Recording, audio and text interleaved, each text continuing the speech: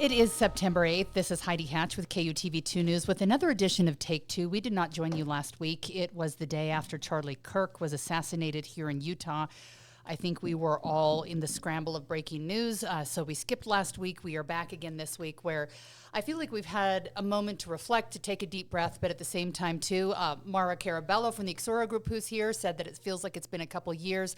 Rob Axson as well, who personally knows Charlie Kirk, head of the Utah GOP. Thank you, both of you, for being with us. It's September 18th. September 18th. Yeah. I know. Time flies. Yeah. So I want to dig into this, and I feel like this is one of those times where I kind of want to backtrack and talk a little bit about what happened, where you were, where the news started to sink in. I've talked a little bit about it on the news, but I normally come into work around 2 o'clock in the afternoon. I work evenings from 2 to 11 p.m., On September 10th, the day of the shooting, I was actually getting ready for work early because I had an interview with Senator John Curtis, and to do that just with the East Coast time differences and our satellite windows, I usually go in a couple hours early to do that. So I was getting ready, was about ready to get out the door, and got a call from my son, which is not abnormal. He checks in quite a bit. He's a sophomore at UVU, and I was expecting, I don't know what, just to check in to see what was happening. And I could hear the frantic commotion of screams and just kids running for their lives, and my son saying that he was at the Charlie Kirk event, which I wasn't sure if he was going or not. I thought he might. I had checked his, Find My Friend on my phone at 10 in the morning. I thought that's when it was. It wasn't till noon and had kind of forgotten about it. And he told me he was there. He watched Charlie as he was shot, saw his head fly back and fall off the chair. And he said after that, he just started running. And I guess I have a new level of empathy for all the parents that have happened across the country where there's school shootings. Their kids call them thinking it might be the last time they talk to their parents. I would never like to get that call again. And I think we all know what happened after that. Maura, tell me a little bit about where you were, when you heard the news, and when it started to sink in that something had happened here in Utah. Well, I mean, I think for most of us, it was pretty quick because of how we get our information now.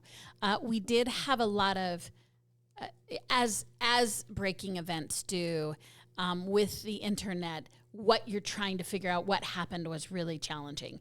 And we have quite a few connections. I was at work for quite a few connections in law enforcement, and to law enforcement's credit, they were a little more judicious about. So we were waiting to hear what official sources were confirming.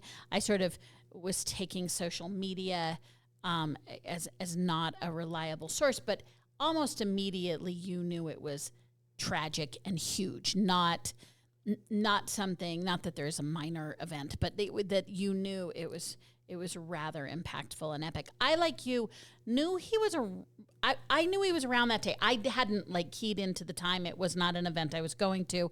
So I had to orient myself to go, oh, that's right.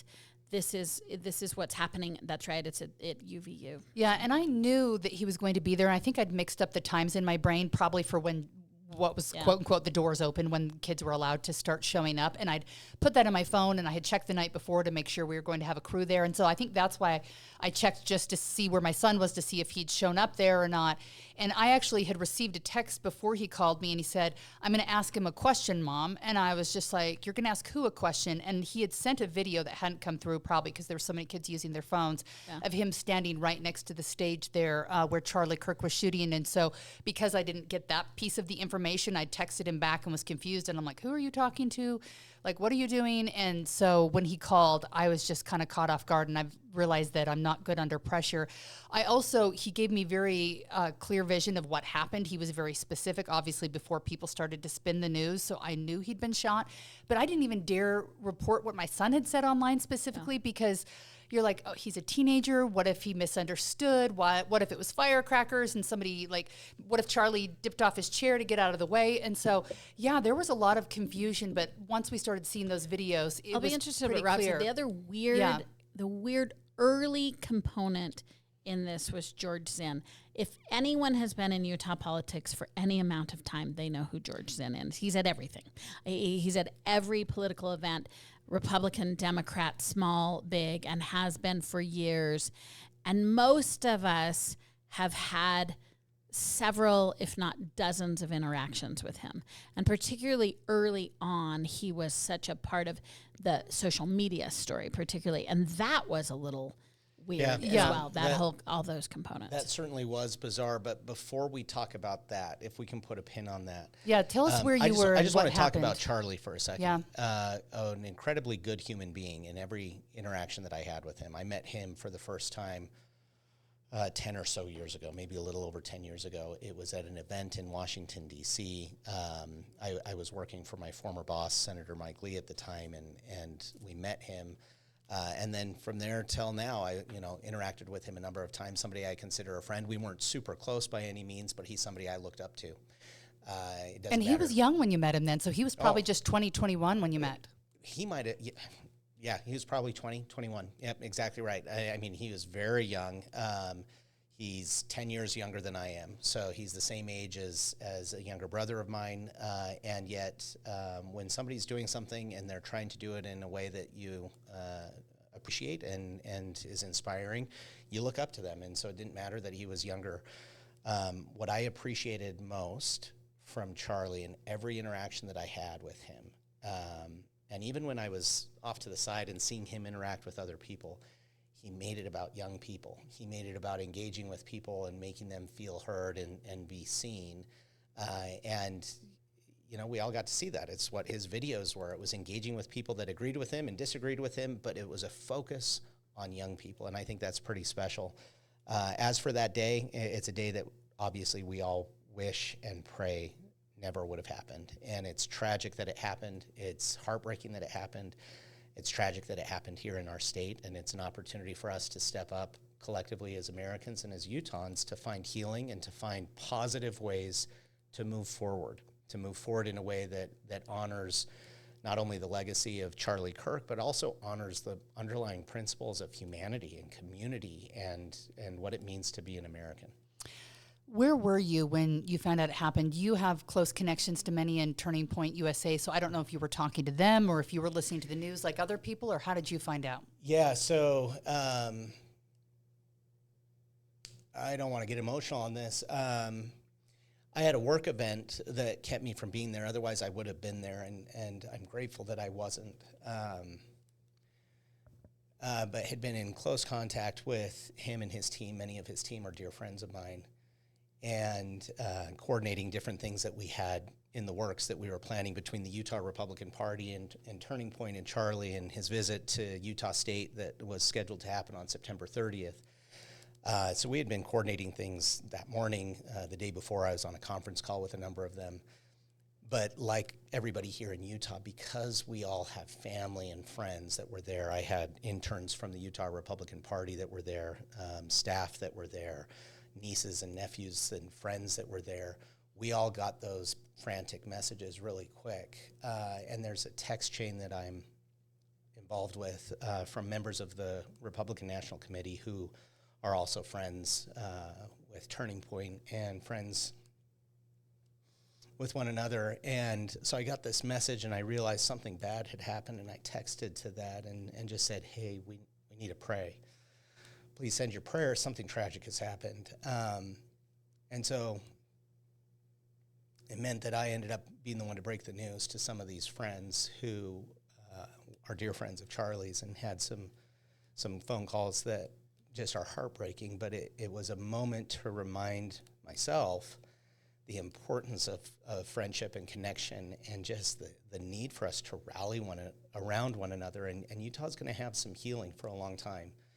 As is our country. Like, we've all been exposed to just how horrendous this is. And so, again, I challenge all of us, put everything else aside. What do we need to do to bring more humanity and decency to our behavior and to our treatment of one another? I think that humanity is so important. I think it's part of the reason why we do this podcast and keep doing it year after year, is because we can sit down, the left and the right, we can have conversations and leave friends. And I see so much good going on. It's happening at Utah Valley University. It's happening across the country. But at the same time, inside of our own Utah political circles, I'm seeing things that are breaking my heart, because when we should be lifting each other up, bad things are happening. I want to go through some of these and talk about some of the politics surrounding this. There's obviously this tragedy that we're going to be coping with and dealing with. The question is, how do we cope with it? George Zinn, if you run in Utah political circles, you've met him at some point. I don't think I ever knew his name, but when I see his picture, I'm like, oh yes, I've seen him. probably, I don't know, like more than dozens of times over the years. And I've had conversations with him. And he's one of those people you have a conversation with and you're polite because you know it's nice to be polite, but you're like, okay, let's move on to the next person. George Zinn jumped up immediately after the shooting, claimed that he was the shooter. Police in the chaos had to take him in. I have a feeling if he would have made that same claim, let's say at UVU or somewhere in Salt Lake County, he probably would be known to police where maybe they would not have believed him and they wouldn't have maybe wasted their time on him. Not that the time was wasted. You should check out everything. But he took police focus away. They pulled him in. They questioned him. And in that questioning found that he had child pornography on his phone and that he was not the shooter. He was arrested for that and now facing serious charges because of that. George Zinn is now one of the weird topics of conversation that people are digging into online to try to hurt others, which is frustrating to me because I think there's probably not a politician in Utah that doesn't have a picture with him supporting them or in their crowd. Rob, you've been dealing with this. Is this just part of the problem right now, or why are we talking about him? Yeah, I mean, it's part of the problem, but people want transparency. They want to know. George Zinn, like you mentioned, is somebody that we've all seen. It doesn't matter if it's a political event, a public event, if celebrities are there, anytime, anywhere that he can be there, he's one of those people who's always there. And he's somebody that you very quickly understand is a compromised individual. He does not have the full mental and emotional and social capacities that most people do. And I think because of that, Utahns are good-natured people, and they give a degree of grace and patience to a person that's in that type of challenge situation. But what he did is unexcusable, and what was found in his possession is reprehensible. I first interacted with him probably, 18, 20 years ago when I was an intern in Congressman Bishop's office. He was at a political event, or maybe it was an event up at the U. I can't remember now, but he was always there, and rightfully, as a consequence of his behavior and his decisions, he likely will never leave prison and probably shouldn't leave prison. There is zero tolerance that we should have for anybody engaged in certainly child pornography beyond the chaos and added hurt and pain he gave to the state of Utah and to the Kirk family. Maura, we're seeing that there's kind of a political division on the right in the Utah GOP right now, where it seems like some are trying to tear down others, saying you've got pictures with them. Is there any validity to this conversation, or is this taking away from what we should really be talking about and the real focus right now? So I think the takeaway for me right now is to start to judge people not by their ideology, but how they purport themselves. And that this is, everybody is divided. There are people on the right and left who are using this as an opportunity to create more division and vitriol. And so instead of using your first framework to be, oh, let me first see which tribe he belongs to. Oh, let me first see how much I agree with, even frankly, what he's saying. I think it's time to say, this person is worthy of listening to because of how they're approaching the dialogue. I disagree with him. Oh my gosh, but I can listen and I can hear. So I think it's we're sort of going back to third grade. This isn't a direct conversation, but I remember after 9/11, I was talking to my grandma, and it was sort of a couple weeks after, and I was deep into it, and I said something that we had revealed that day.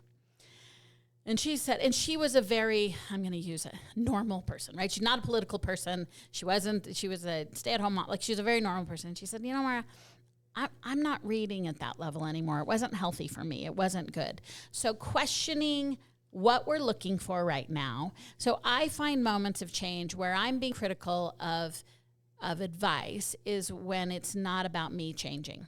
If all I have is advice for how Rob should do things differently, if the only advice I have is how other people should change their behavior, then I'm probably not dealing with this the way I should be. So what I would sort of challenge is, there are people on the right that are using this to hurt each other. There are people on the left that are using this to try and make gain.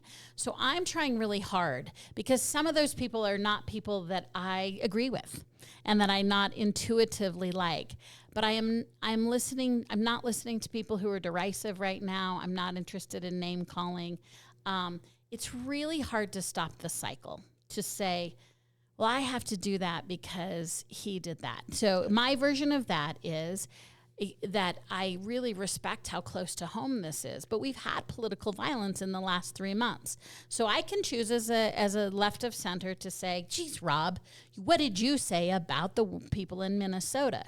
Or I can say, gosh, we both know what it is like. I didn't know either of these folks. So we can both decide what it is, like we do on this podcast, to sort of love to disagree. I don't want to give up the love that I have of political discourse. But I want to stop looking at tribes and, yeah, the right's tearing each other apart. Yeah, the left is tearing each other apart. Who are the people that are not? Who are the people that are... and we are going to disagree on that. Rob and I are going to disagree on who is divisive and who's not. But still, I would rather fight with him about word choice. Like, why did I think that person is edifying, and why don't you think that person is edifying, instead of just feeding into it. So again, there's a lot of political opportunists. What I will say, what we know in America, is that the yucky people are thriving off of the control that the yuckiness is giving us. And social media is a big part of that dialogue.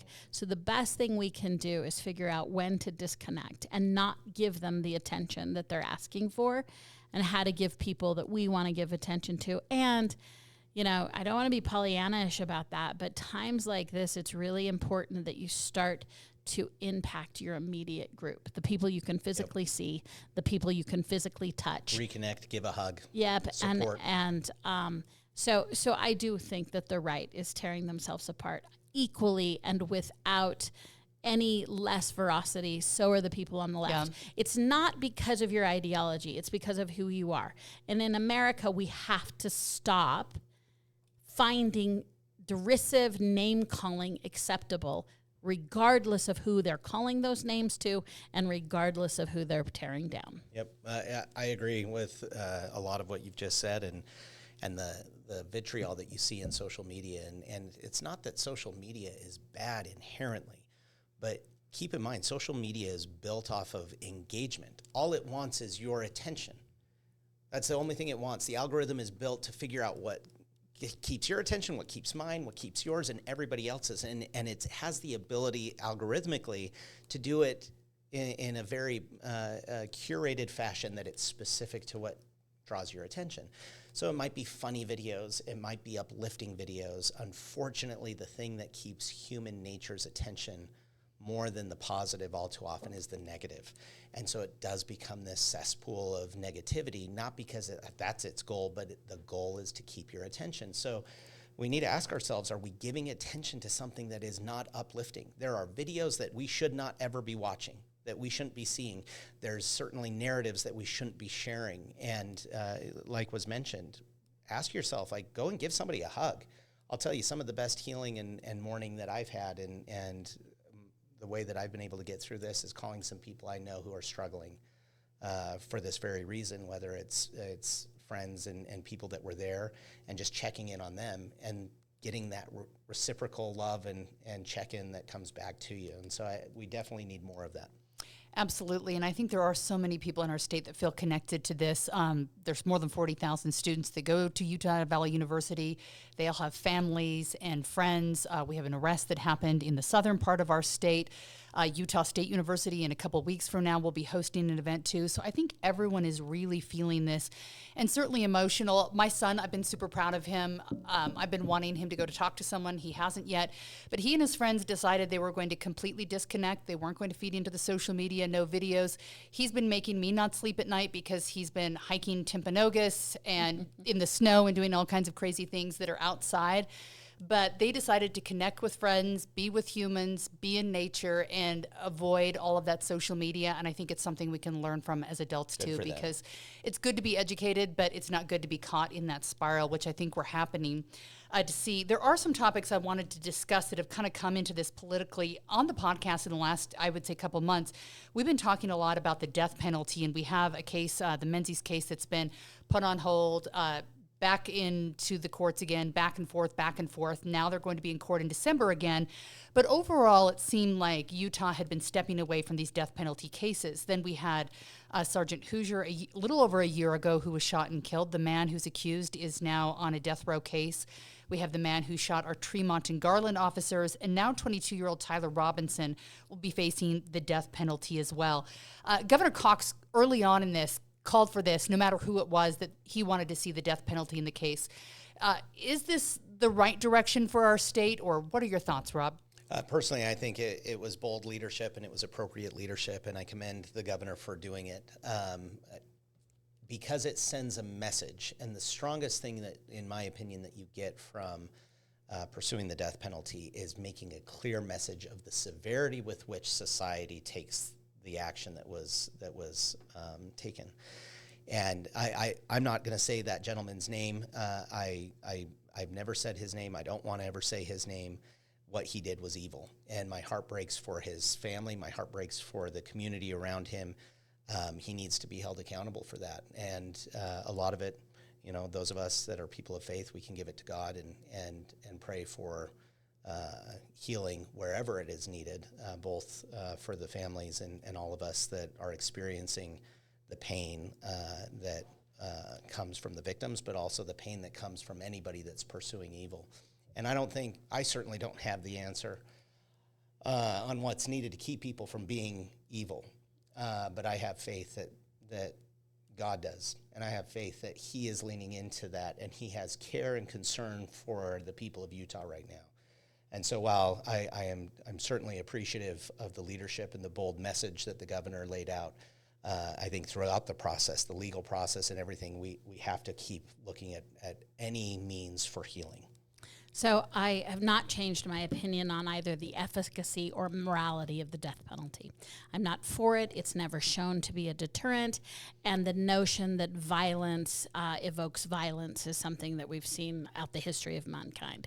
So I found it a disconnect. I found it a disconnect from, again, the message of the ultimate thing that you can do wrong is to take someone's life. So therefore the state is going to commit that ultimate moral crime, in my opinion. So it's not something I believe in, and I don't think it's effective. And having said that, is it appropriate under the law? Absolutely. So I want to be clear that it's the law of the state.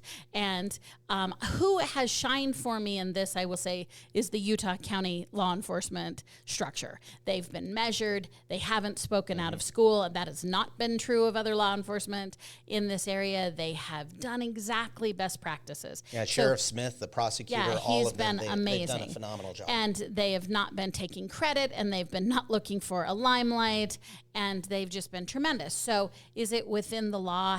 Did they consult the law when they brought, I probably wrong on this, 7 charges against Robinson? So all of that absolutely was within the state law.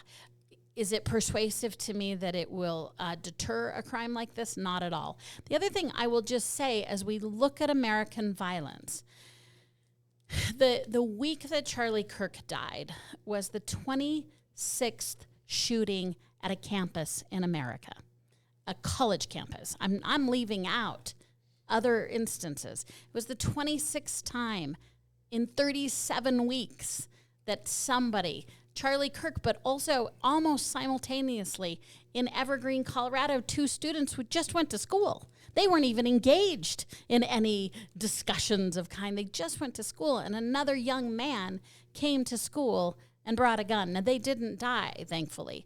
But let's be clear. I mean, 26 times this year, we've had someone come to a college with a gun and create violence from gun violence. And so I know this discussion, I do not intend to make this a gun violence discussion, just the broader topic of where we are with problem solving.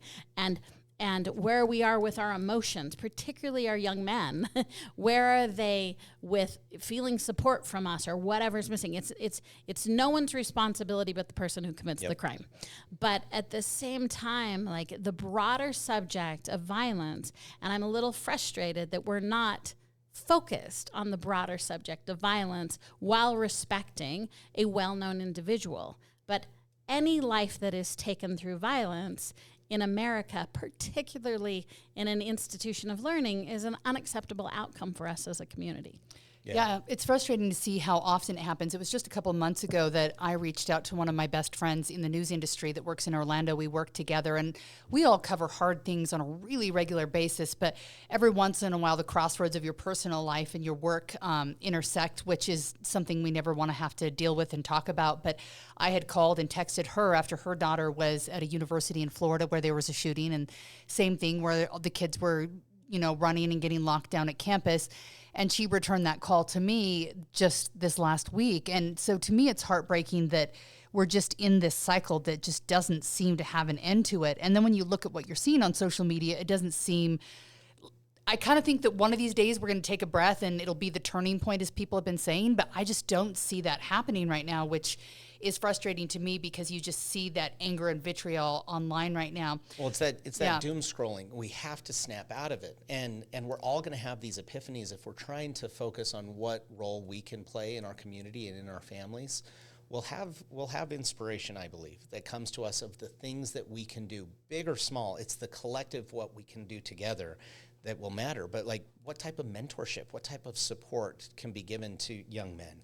What type of mentorship and support can be given to young people generally? And I would just really encourage us when we have those promptings and you have that immediate gut check, you'll quickly know, is that idea, is it a positive thing or is it a negative thing? And if it's positive, lean into it and let's start doing those positive things that we think about, because who knows what type of heartache and pain we can save our communities from experiencing down the road if we start leaning in now and trying to figure out how to be the best neighbor that we possibly can, to have grace and patience and compassion and love and empathy and all of those things that we need to have while still believing what we believe, still passionately fighting for what we believe in, whether it's a political or other opinions.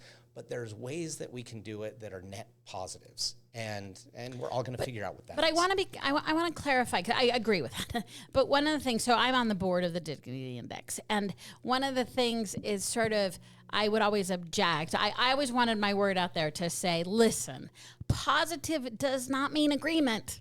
Nope, and we've got to stop confusing those two things. So you can 100%. Disagree without being disagreeable. Stop. If we cannot have our response to this to hold everything in and to go to our corners of like-mindedness and yip at each other and yip at each other, and then I know that's what you were saying, but I just want to mention, this should spark us to do, in my mind, a couple things.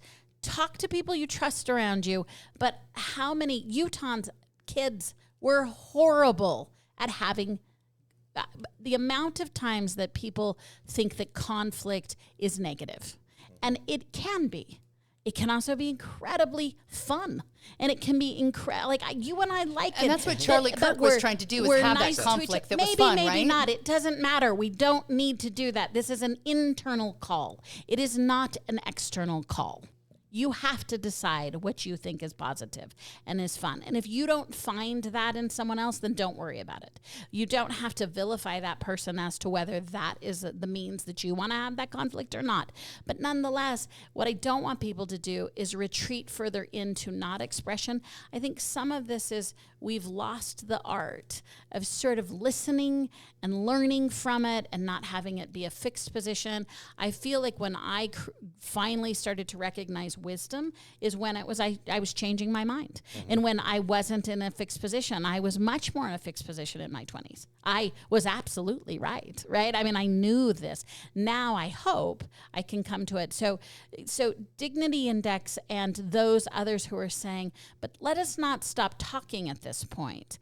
Let us just start talking about mutual and shared goals. But I don't want it to confuse us with all sounding like we're Thorazine, let's get along. Like, Yeah, no, no one means it, but 100%. but sometimes we start to go like, we should all just be kind. And I'm like, oh, as an Irish, Italian American, it's okay to be passionate. It's okay to be upset. What's not okay is cheap shots and name calling and othering. And it's so easy to tell the difference between a noble, interesting battle. So more than ever, actually seek ways to talk more about how you feel and to seek ways, but just really self-check on like, did I talk as much as I listened? And did I try and really express my problem with your assertion? Or did I get lazy and just call a name? Yeah, 100% agree. Here's one of the issues that we might disagree on here, but Utah, the state of Utah, the governor's office released the mugshot of the accused shooter in this case. I was pleased as a journalist to see it because I've been frustrated since the legislature passed the law that you could not have someone's mugshot until they were convicted of a crime. I wholly understand the reason why they did it, because you could be having mugshots out there floating around for people that are innocent, and so until they're proven guilty, they don't release it. I get that, but we've had some really high-profile cases where they could have chosen to do the same thing. In this case, they chose differently. Rob, was this the right choice because they were breaking Utah law, and does this mean that when we want something, we should get it, or do they need to go back and look at this and say, is there public interest and reason to show people the suspect in a case, whether it be in a murder case or someone who's accused of rape, and then you want to know, were they around my children? Do I recognize this person? Is it something that we should relook at after this? I'm not as familiar with the law and what the law normally requires and what stipulations they have there, so I don't want to speak to that, but I will speak to the fact that the public interest in this case, where this individual committed his heinous act and then was able to get away for a time, and the reliance on releasing those still images and video to try to identify who this was, the public interest probably was elevated to a point where it was necessary. Now, I don't know where that then applies in other cases, but I think certainly in this case there was probably a public interest, partially to try to hone in and do the investigation and let the facts take investigators where it needs to go. On was this a lone act or was this a conspiracy or what happens? They need to do all of that. So I do think the public interest here probably was reached. The interesting part is what you said. It set a precedent, right? Yeah. We drew a really strong line when we established that law, and they've been holding, better than anyone, they're holding tight to it. Like, they have not released. Yeah, we had a man who equally intense shot two police officers, yes. And we don't have his mugshot. Right, and there was some intensity and some immediacy. So I think this has a lot to do. I think that the logic stream from those who made that decision will have a lot to do with how high profile it was, how it was international and national news. What it does is set a precedence for them. So how will you use this in petitioning that there's equally compelling reasons? Well, and think that there may have even been some encouragement from the federal level, simply because we know we've heard about this from the feds, we've heard about this from the governor and from local law enforcement officials, that there is clear interference happening from geopolitical adversaries that are just trying to sow disinformation and dissent and anger within our country. And so I don't know how that may or may not have factored in, but I think that's relevant to the conversation of this decision, but also this entire investigation and choices for all of us, as we've been talking a lot about in this conversation today, is like, are we listening to the right information? Are we giving in to base instinct? And are we being taken advantage of by Russian trolls and Iranian or North Korean commenters that are going in there just trying to get Americans hating one another? Yeah. And I think in the case of a political assassination, I hope they never come to a point where they feel like they're normal. Obviously, we've had a couple instances recently where we've had to talk about this. This was a huge deal in Utah. So again, I am pleased that they released that just for the sake of public knowledge and information getting released online. Today, as we're sitting down to talk, there was a new arrest of a Pennsylvania man. I don't know if he drove or flew more than 2,000 miles to get here to Utah. He posted online a video threatening Utah Valley University again on the 15th, so 2 days ago, was arrested yesterday. They had heightened security as kids were going back to campus. This is probably going to be an ongoing issue where we're going to have to be on a heightened alert. And so this brings me to university security, and I think that hindsight is always 20/20. We learned that Utah Valley University had 6 officers there. I believe Charlie Kirk had 4 of his own personal security there. This can differ depending on where he goes. Kirk's events on campuses have had cities, state departments helping, a lot more on the lookout. Maura, as we look at security, do we need to change how we look at events on campuses like this? I feel like when you go to a football game or a basketball game, somehow we have bag checks at the door, there's a lot of security, and we just think differently about sports. Do we need to start thinking differently about everything that happens on our campuses, even if they don't make money like sports, and start focusing on them for the protection of all? Or was this one of those things where you probably couldn't have changed anything? What we know when a really epic, tragic event happens is that whoever was proximate to it will absolutely evaluate the protocols. You don't need to tell law enforcement that they should go look through everything. And who does not need to instruct law enforcement is the legislature right now. Now, they may encourage them. They may give their bully pulpit the news that they think that universities in Utah should reconsider, but the experts are who should be responsive. And I have no doubt about it that the experts in law enforcement are looking at this incredibly seriously. What I am concerned about, I am not concerned about elected officials using the bully pulpit to say, hey guys, I am looking at you right now and I'm paying attention. I am highly concerned when we have emotional reflexes to legislation. I am highly concerned that legislation is crafted around singular events and not the preponderance of data. And I have a degree, I appreciate that UVU has hired outside consultants. I appreciate the comparisons between this event had this many people. We do know that UVU was understaffed comparatively. I trust that they can figure that out. I trust that you do not need this. I'm going to make a shout out to smaller government in terms of writing a law prescribing. So absolutely should our elected officials be using their bully pulpit to say, I'd love you to tell us what you came up with. I would like the report back, or an overused word now, the transparency, so that we as the public feel like someone did something. Who should be doing something are specialists in this area. It should not be lay people. It shouldn't be elected officials who are like, I'll tell you what I would do. And so far, all of the stuff I've heard is from lay people saying, and this is what we saw a little after the tragedies of 9/11. Again, efficacy has to be balanced, because when we talk about security, we talk about freedoms and restrictions. And that has to be really considered before I make you go through a magnetometer, before I make you give that up. We've got to really balance that, yes, the most secured state will be a police state. But I've lived in countries that have a police state, and they may be secure, but they are not free. Yeah. So I absolutely... I think it's a little condescending to have to tell law enforcement knows that this should be reviewed. Now, I will say it's all about the threat assessment. I do want to know what the threat assessment was that day, and I want to know what the writer was for his events, and not him specifically. There's no fault there.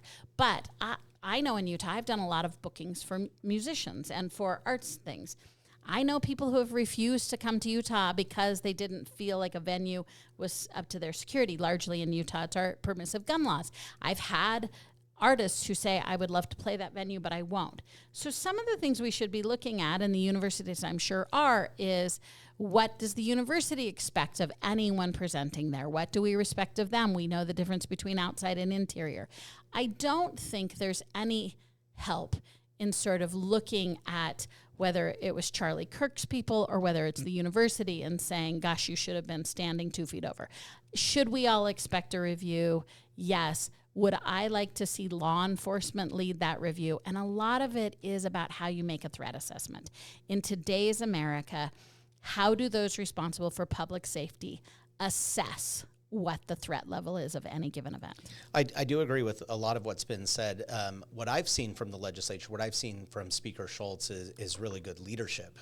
It's not saying that I'm going to review, I'm going to figure this out, we as a legislature are going to figure this out, but they are doing the role that we've elected them to do, to be the proxy on our behalf, who is there keeping an eye on things, and especially our universities that are publicly funded by tax dollars, that our students, our kids, are the ones that are attending.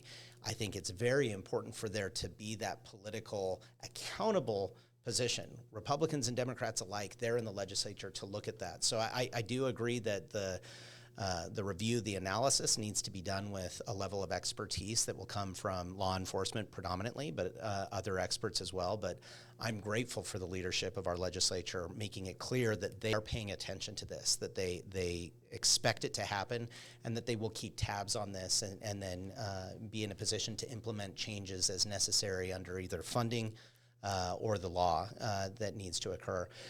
Ultimately, we need to be careful to always be oriented in the right way, in my opinion.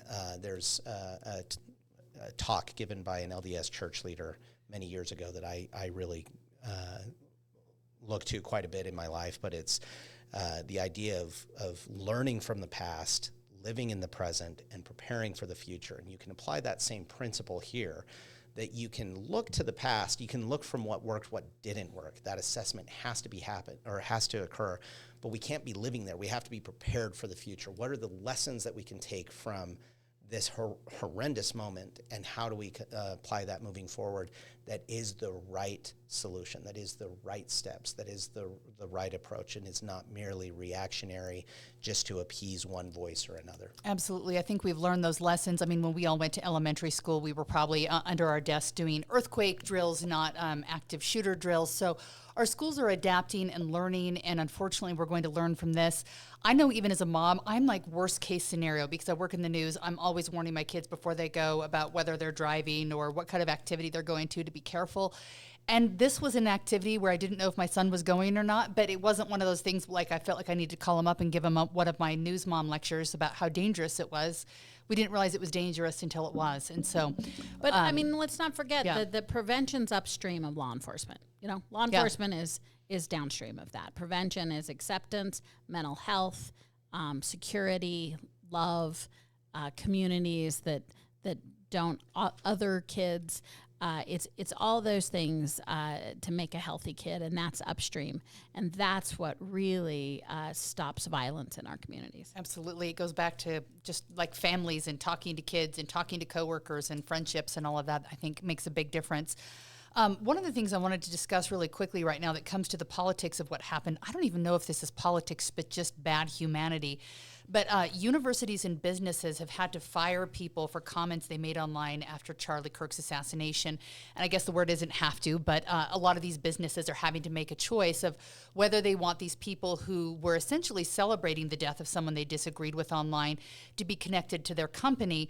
Rob, we all know that we kind of represent the world, especially I do as a news person. I know what I say online or what I do in public will reflect KUTV2 News and what I do. And I have a strict contract of what my guidelines are. Not everyone has a strict contract that's written and signed, but there's a social contract. Yeah, no, absolutely. And certainly we have the right to speech in this country, and it's something that we care deeply about and has been an integral part of the conversations from all directions of this tragedy. But we also have, like you said, those expectations from our employers, from in medical profession, the Hippocratic Oath of committing to do no harm.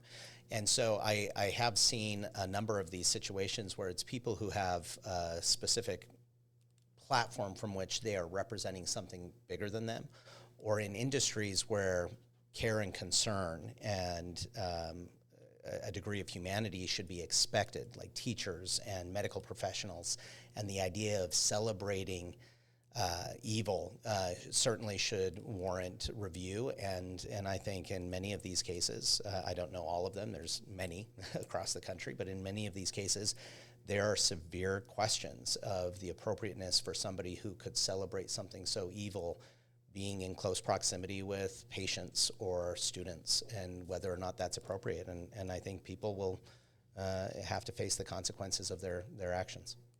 We either believe in free speech or we don't. And it's not contingent on what the speech is. That's the point of America's unique set of amendments, is that it's not free if I like what you're saying and not free if I don't like what you're saying. We also know that speech has time, place, and manner.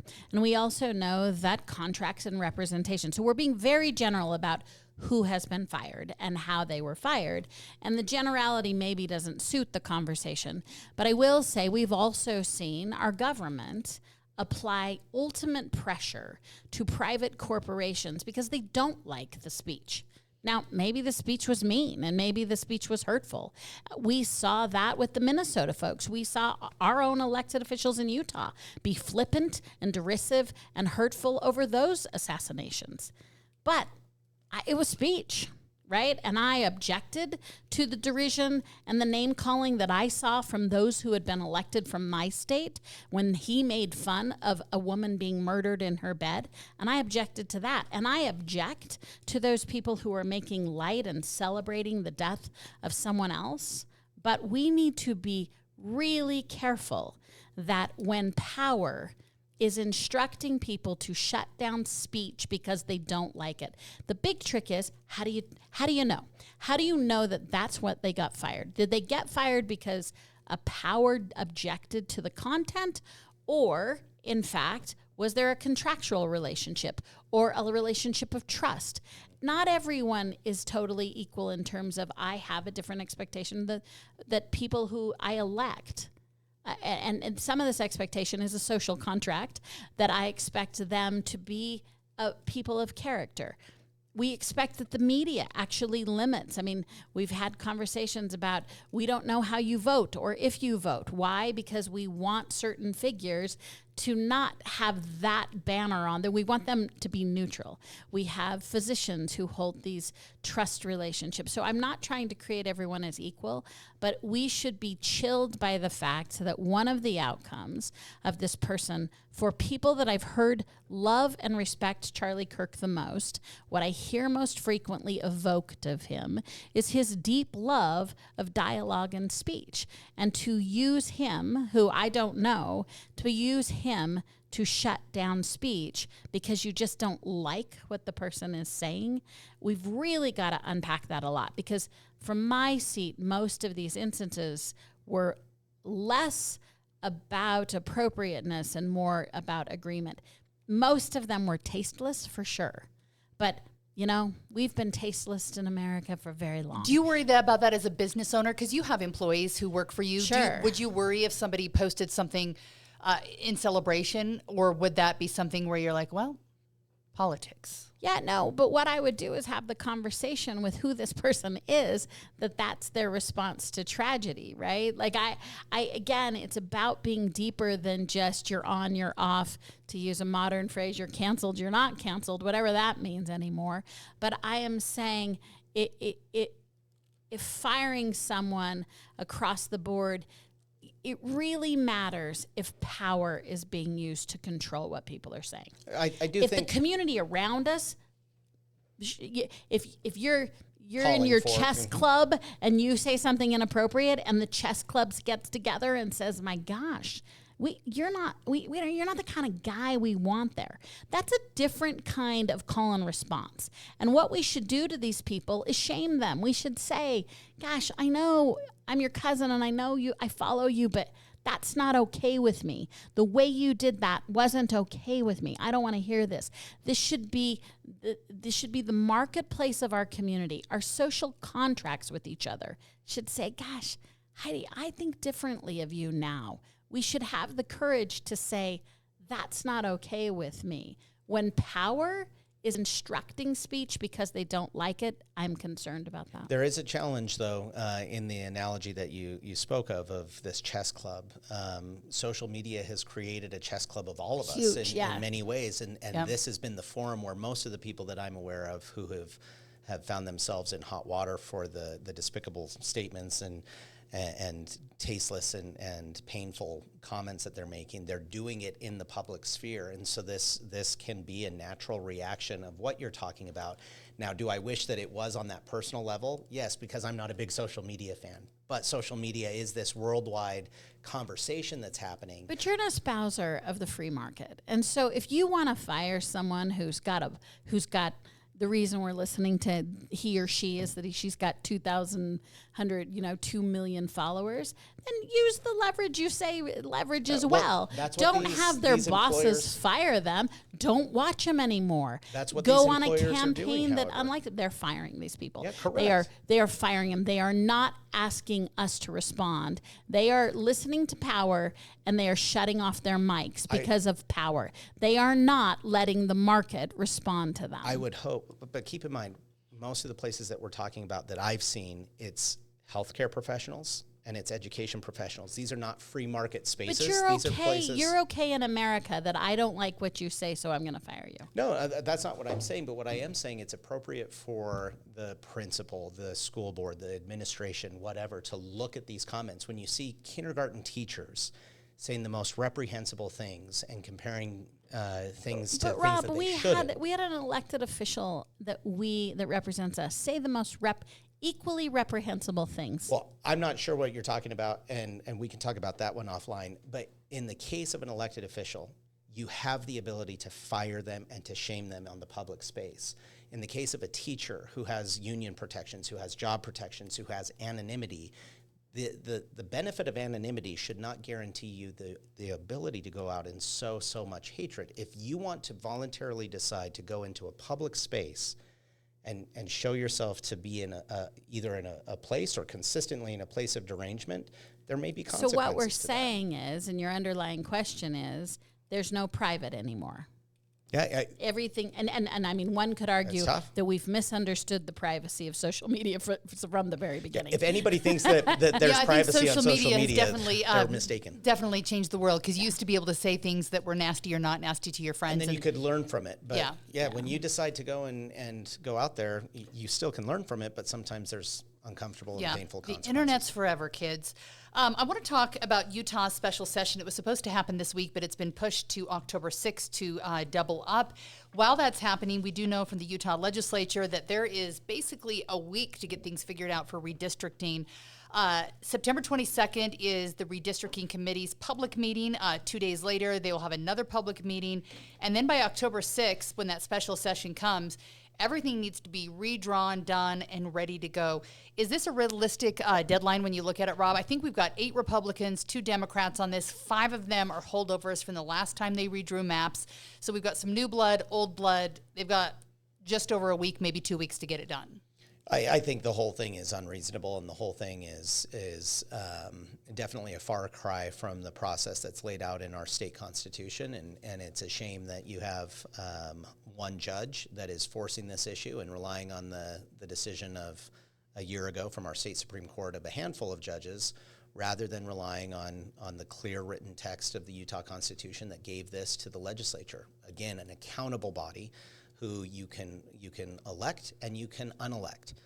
That is the appropriate place for this process. This judge is forcing them to go through a very truncated redistricting, and I think the final product will be less the benefit or less positive than it would have been through the appropriate process. So when I tell my kid to clean their room and I give him 10 days to do it, right? And I'm like, come on, before grandma comes, you got to clean your room. Before grandma comes, you clean your room. He doesn't do it. He doesn't do it. The night before, I say, I don't care how long it takes. You got to clean your room. And he says, that is so ridiculous, Mom. It is so filthy. I'm never going to have time to clean it until grandma comes. And I say, well, you should have started when I told you to clean it. This judge has interpreted my understanding of the Constitution since I started working in ballot measures and still since I started working in initiatives. This is a clear person who is interpreting and pressuring the legislature, our elected officials, to follow the rules and the outline that the Constitution and initiatives have laid out for them. They have had 2 years and a day to do this. They have the commission's boundaries if they want to use those. They have maps at their disposal. This is plenty of time to do it. I will say the public has 10 days to review. So whether you hate it, whether you love it, take advantage of the fact that during this process, the public has a chance to weigh in. We saw Daniel Thatcher, who was our only elected official from a third party. He put out a map today, or put out some maps today. If you're interested, start participating. The legislature is upset that the law pointed out that they were only listening to half of the Constitution. They weren't listening to all of the Constitution. And this is predicated on precedents that happened in the Walker v. Gallivan case in the 90s. This has gone back 3 and 4 cases, and the legislature has continued to ignore the law, continuing to up the ante on ignoring the law. The legislature is enormously important to this process. They are, in fact, endured with many of the responsibilities, but they are not all powerful. The people in Utah, all power is predicated in the Constitution to the people of the state of Utah, and she's just enforcing our rightful seat at the table along with our fellow legislators. But this is like complaining about something that you've had 2 years to do. So I know they disagree. I know they don't like it, but it is perfectly lawful, and you have time to go review your map. So take the time that you have. Let's just even read. Public comment is September 25th through October 5th. Yes. So that's when we should see the proposed published maps. The legislature is going to show us those maps. They've actually already indicated, both of the co-chairs have already told us where to go. It'll be logged on. I will give absolute I'll provide the credit. link in this if you want to check. You know, an Yeah. absolute credit to the legislature for saying, we don't agree, we're going to keep fighting, but at the same time, we are strongly disagreeing and fighting with you. We are going to show the public and the courts how to track. So they're doing both. They are not ceding. They have not given up their fight, but they are also complying and allowing the public to see what they're doing. Have you scribbled your own map, either of you, and like sent them in I for? should, right? Yes. Should we? Yeah, Rob and I will. I haven't either. But I'm sure I could put something together fairly quick. I want to point something out. One of the first times, maybe even the first time that I was on this podcast with you and with Maura, we were talking about this issue in the state Supreme Court case last year that kind of reevaluated and changed how we looked at that language in our state constitution. And so it's an example that I adamantly disagree with Maura then. I still disagree with her now. We will disagree tomorrow. And we can still smile at each other, and I will make sure that my public comment will cancel out her public comment. That's right. Like one time back in the olden days when you used a pen, I remember an older man leaned over to me, and it was still, Utah had a straight ticket vote, and we also had, you pushed a thing, and he leaned over. You weren't supposed to talk to each other. He leans over and he's like, I can't tell which is which. Will you just take my pen? I just want to push straight ticket Republican. And I'm like, holy cow, yes. I did it. It was the right thing to do. And I didn't actually, I don't vote straight party, but I did think. What a nice service you offered. Well, I don't know. I mean, it was his service to offer, but to the point, we will keep negating each other's vote, but you will both be in the arena. We will be in the arena, and I will continue to advocate for the constitutional republic principle that our elected officials are there to do the hard work for all of us who elected them. And I'll keep reading the whole Constitution where it inserts the people in it. Oh, I love the people in there. They have their role, but super laws and super constitution language from the people makes no sense because it undermines the principle of the republic. And remember, this doesn't support a super law. This allows the legislature to interpret it. It just doesn't allow the legislature to ignore it. Yeah. And speaking of ignoring things, we're not ignoring this, but I do want to let you guys know that we still don't have a budget, and there could be a government shutdown in 12 days, but we don't know. Maybe they'll have a continuing resolution. Maybe they'll have something to figure it out. So pray for your congressional leaders that they get something done. And the president also in the UK this week, we know that there's some pomp and circumstance going on, but some actual business going on as well while he's there. He will be home on Sunday for the Charlie Kirk memorial service, which is happening on Sunday in Arizona, which we'll be covering here at KUTV. Will you be there, Rob? I know that you have, as you mentioned, a lot of friends and connections. I was planning on being there, but I felt strongly that it would be appropriate to be here in Utah and to help facilitate opportunities for healing. And so we are putting together, and we'll be announcing shortly, a venue from which Utahns, if they are so inclined to come together to watch, that they would be able to do that here in Utah and to find healing and appropriate, in as much as there can be closure, a degree of closure, and how to move forward. So like I said, the Utah Republican Party will be announcing that shortly. It will be a limited space and capacity, but I felt strongly that I needed to be here and honor Charlie here in facilitating that here in Utah. Anything you want anyone to know, Maura, before we go? Top of mind. You know, what I've tried really hard to do is think of what I should change. Which is all we can do. We can change ourselves. We can't change other people. That sounds really like, good, little after-school special for Maura to close on. No, like, that's hard to do. It is so much easier to go, well, let me tell you, everybody. And I got a lot of things I want other people to change. So don't confuse what I just said as me not stopping peanut gallerying on others. But times like this, it requires us to change. And if we can only find empathy when it happens to us, we didn't learn the lesson. So we have to have empathy when it happens to people who don't live close to us, when it doesn't look like us, when it doesn't sound like us. But the way you get that is to say, okay, I am going to come to it as a sinner.